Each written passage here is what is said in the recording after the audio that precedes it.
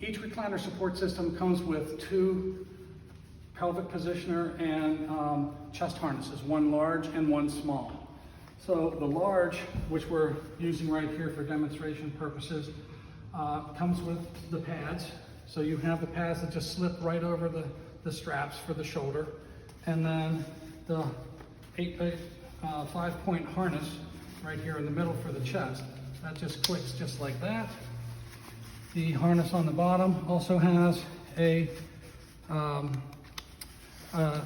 pelvic strap right here. That just slides on just like that. And I'll show you on this side.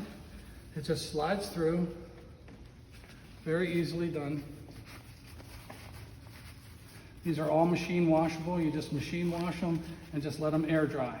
So don't put these in the dryer or else they'll get really wrinkled. So you've got the 2 straps here.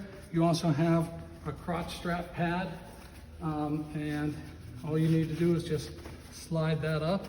If the crotch strap is too long, there's a lot of padding underneath here. You can take up the slack for smaller children or smaller adults, that type of thing, and get it positioned properly.